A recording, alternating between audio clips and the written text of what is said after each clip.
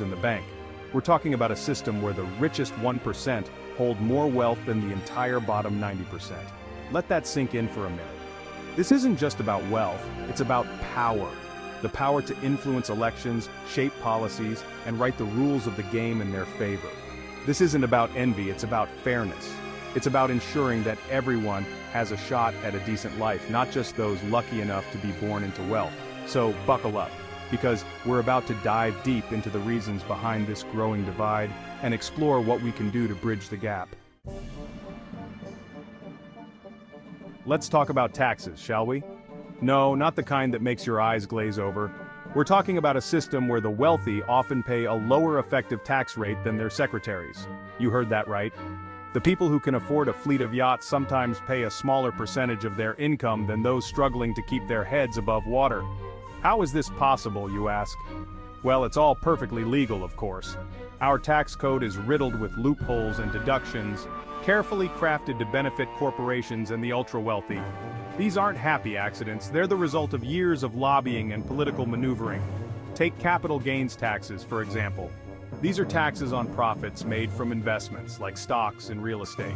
The thing is, these taxes are often lower than the rates for ordinary income, like wages. So someone making millions from stock options might pay a lower rate than someone working a 9-to-5. Fair? You decide. Here's a fun fact. The wealthy don't usually get rich from working for a paycheck. Shocking, I know. Their wealth comes from investments, things like stocks, bonds, and real estate. And guess what? These investments tend to grow much faster than wages. Think of it like this. You work your tail off, get a promotion, and maybe get a 3% raise. Meanwhile, someone else's stock portfolio jumps 10% in a year. Who's coming out ahead? This isn't to say that investing is bad, it's actually a smart way to build wealth. But the system is rigged in favor of those who already have money to invest in the first place. It's like a never-ending game of Monopoly where the wealthy get to start with Boardwalk and Park Place, while everyone else is stuck fighting over Baltic and Mediterranean Avenue. And let's not forget about generational wealth, the money passed down through families. This gives some people a massive head start in the race to accumulate wealth, leaving others stuck at the starting line. Remember that tax code we talked about earlier? Well, in 2017 it got a bit of a makeover. The Tax Cuts and Jobs Act was touted as a boon for the middle class, but in reality it disproportionately benefited the wealthy and corporations. Surprise, surprise. This massive tax overhaul slashed the corporate tax rate from 35% to 21%. Now, while lower taxes for businesses can be a good thing in theory, in practice, much of this windfall went straight to stock buybacks and executive bonuses, instead of trickling down to workers in the form of higher wages. And let's not forget about those individual tax cuts. While the law did include some temporary tax breaks for middle-class families, many of these provisions are set to expire in the coming years, while the tax cuts for the wealthy are permanent. So much for that whole trickle-down theory, huh? Section 5. Corporate giants and their influence, shaping the economic landscape. Let's talk about big corporations for a minute. These behemoths wield immense power in our economy, and their influence extends far beyond the boardroom. They have the resources to lobby for favorable regulations, crush competition, and dictate wages for millions of workers. We've all seen the headlines. CEOs raking in millions while their employees struggle to make ends meet. This isn't just bad optics. It's a symptom of a system that prioritizes shareholder profits over worker well-being.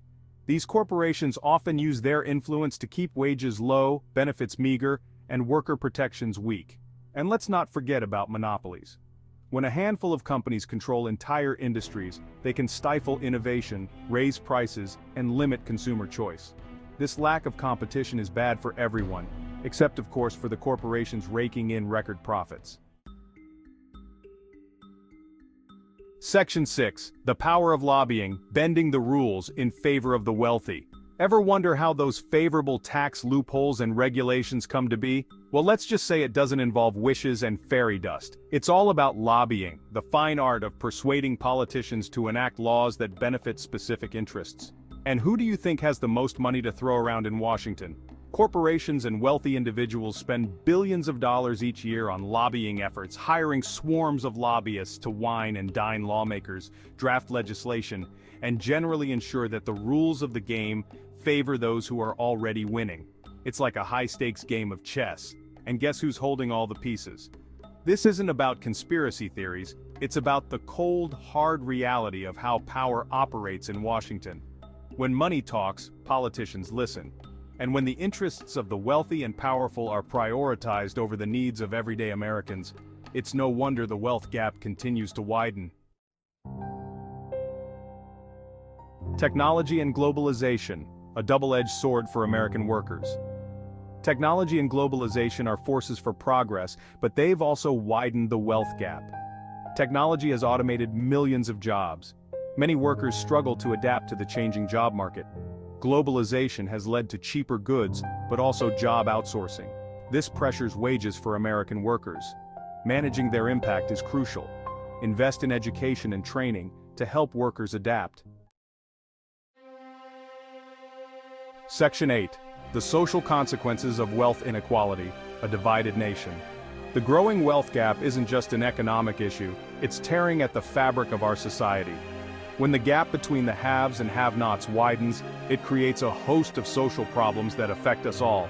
Increased poverty and economic insecurity lead to a rise in crime, homelessness, and social unrest. People become disillusioned with a system that they feel is rigged against them, eroding trust in institutions and fueling political polarization. Educational opportunities become increasingly unequal, as children from wealthy families have access to better schools, tutors, and resources, perpetuating the cycle of poverty and limiting social mobility. Healthcare disparities widen, as those without adequate insurance or financial resources struggle to afford quality care, leading to poorer health outcomes and shorter lifespans. The social consequences of wealth inequality are far-reaching and affect every aspect of our lives. It's time to wake up and realize that a society that allows such vast disparities in wealth is not only morally bankrupt, but also unsustainable in the long run. Section 9. Stagnant wages and weakened protections, the plight of the American worker. For decades, American workers have faced stagnant wages while the cost of living continues to rise. This isn't just bad luck, it's the result of deliberate policy choices that have eroded worker bargaining power and undermined the middle class. The decline of unions, once a powerful force for workers' rights, has left many workers vulnerable to exploitation. Weakened labor laws and a lack of enforcement have made it easier for corporations to engage in wage theft, deny benefits, and create unsafe working conditions. The gig economy, while offering flexibility for some, has also created a new class of precarious workers with few protections and limited benefits. These workers often lack access to healthcare, paid sick leave, and other essential benefits that most traditional employees take for granted. It's time to rewrite the rules of the economy to ensure that workers have a fair shot at a decent life. We need to raise the minimum wage, strengthen unions, and enact policies that promote good-paying jobs with benefits. Policy solutions for a more equitable future. What can we do about wealth inequality? Bold action is needed for a just society. Fix the tax system, close loopholes, raise taxes on the wealthy, and ensure fair contributions. Invest in education, healthcare, and infrastructure. Strengthen worker protections and raise the minimum wage. Provide affordable healthcare and childcare. Invest in education and job training. Section 11. A call to action toward a more just and equitable America. The growing wealth gap in America is a moral and economic crisis. It's a stain on our national character and a threat to our long-term prosperity. But it's not an insurmountable challenge. We have the power to change course, but it requires a collective effort from all of us. We need to demand better from our elected officials, hold corporations accountable, and support policies that promote economic justice. We need to educate ourselves and others about the root causes of inequality and challenge the narratives that perpetuate the status quo. This isn't about class warfare, it's about creating a society where everyone has the opportunity to succeed, regardless of their background or zip code. It's about ensuring that the American dream is within reach for all, not just a privileged few.